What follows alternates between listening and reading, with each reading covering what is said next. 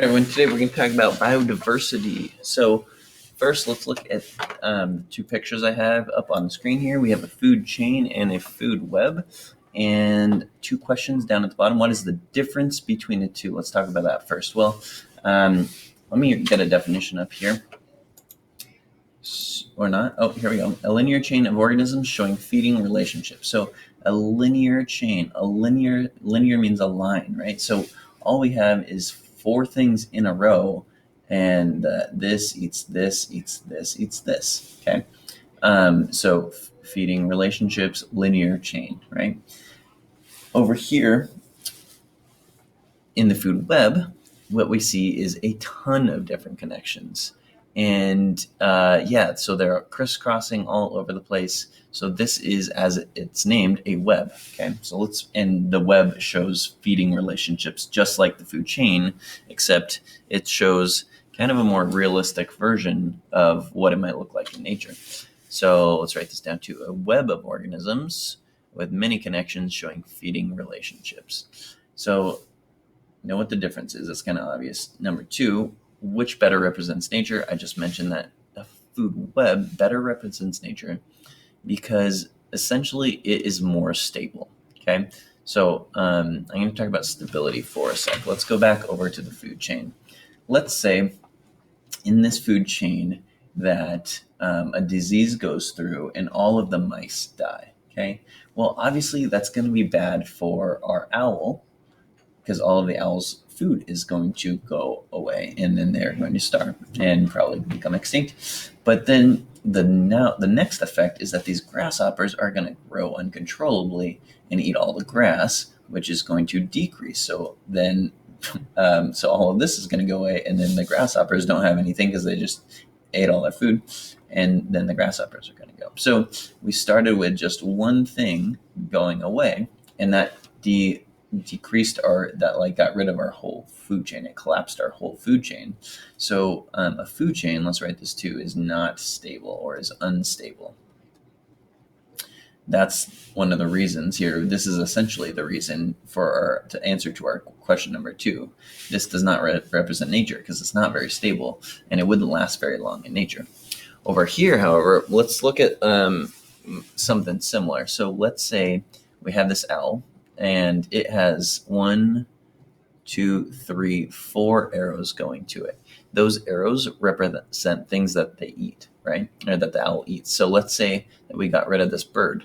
Well, the owl still has this squirrel, this rabbit, and this mouse as a food source. And so it's still going to survive, and we aren't going to really have those terrible repercussions that we had over there in the food chain because there are many connections to the owl. It doesn't just rely on one food source. So over here under food web, let's write that this is stable because it has more connections. Okay, more connections.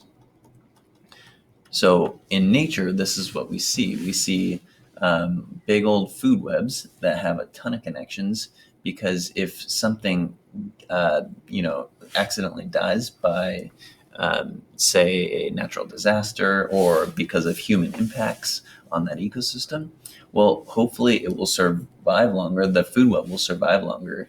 That ecosystem will be more stable, and it won't just all collapse because one thing went extinct. Okay.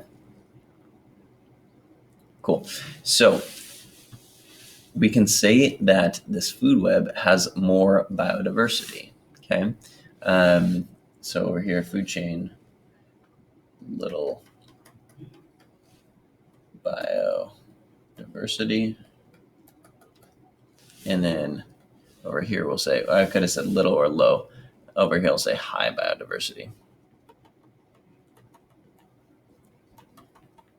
Okay. Cool. So let's go on to the next page here. Let's get to a definition. So you can write this one down to biodiversity, the variety of life in an ecosystem. So essentially the number of connections. You don't have to write the number of connections down if you are good with the definition already, but the variety of life in an ecosystem. So we can see here in this picture of this Arctic ecosystem, there are tons of arrows going all over the place. and that indicates a healthy ecosystem, one that's really stable. Okay, so again, biodiversity increases ecosystem stability. So the more biodiversity, the more stable an ecosystem is. All right, next slide. Next slide. Okay, here I have just a made up food web. So I want to look at this in a little bit more detail. And the first thing I want to mention that I didn't earlier is which way are the arrows pointing? So sometimes when we see these at first, it's confusing because if we say here's the rat and here's the bald eagle, it seems like the rat is eating the bald eagle. But what the arrows represent is the direction that the energy is going. So when the eagle eats the rat, the energy is going from the rat to the eagle. Okay, so it's the flow of energy. Arrows pointing is flow of energy. Okay, so now that we got that straight, let's ask another question. Are any of these animals more important than others? And the answer is going to be yes. Some animals are more important to the stability of the ecosystem than others. Some animals have a bigger impact if we were to take them out. So here's this next question. Which animal might we take out and least affect the web? Well, if you look at this whole thing here, we want to see maybe the animal that has the least number of connections, if we took that out. And you might have spied the snow geese over here. So if we took out the snow geese, they eat the marsh vegetation, right? The producers, the plants, but nothing eats the snow geese. It only eats plants, which, is probably important. But it seems like if we were to guess, that might be the least the one that's least affecting this web. Okay.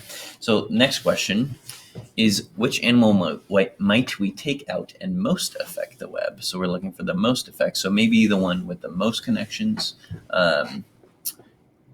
which might be the bald eagle here. Okay. So if we took the bald eagle out, it has 4 different food sources.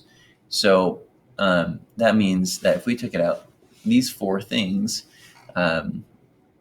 would maybe start to grow more rapidly, or their population would increase more rapidly.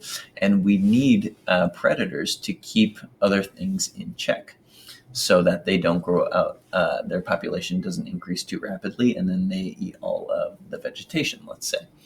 So it's kind of hard to tell which one here would have the most effect, but bald eagle might be a good guess.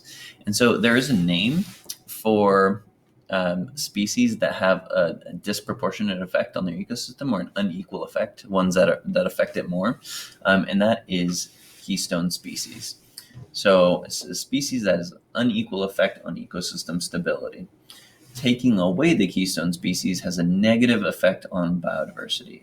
So that's what that is saying, is that if we took away this animal, other animals in the ecosystem would die. Basically, like it would help if we took that species away, it would help to collapse the ecosystem, which would is not what we want, obviously. Okay. All right, write those guys down. Go pause it if you need. All right, we're going to put that to the test, that thing about the different connections and stability, having more connections, being more stable. And you guys are going to do this assignment where you are going to try to make a food web up here and try to get it to last for as many days as possible. So at the bottom here, I don't know if we can see it in this picture, but this simulator will show how many animals are growing at a time based on the different connections that you have. So we have 3 plants, 1, 2, 3. And then you have, these are the herbivores, so these things eat the plants. These omnivores, they can eat either plants or animals. Okay, so you can have plants or they're eating other animals. And then there is a top predator. Okay, and so depending on how you configure the lines, configure the food chains, basically, and then you hit run, and then it will run that simulator according to how you have the connections made. And depending on how you do it, some things will die immediately, or some things will last really a long time. And so what I'm going to have you guys do is try to make a ecosystem last as long as possible with all of the things surviving for as long as possible. This is pretty delicate. It's kind of fragile, just like in a real ecosystem. And so you have to be really careful, kind of add things one at a time, push run, see what it does, add more things, push run, and just kind of play with it. Okay, so there will be an assignment for that. The instructions will be on the document. Other than that, just let me know if you guys have any questions. Thank you.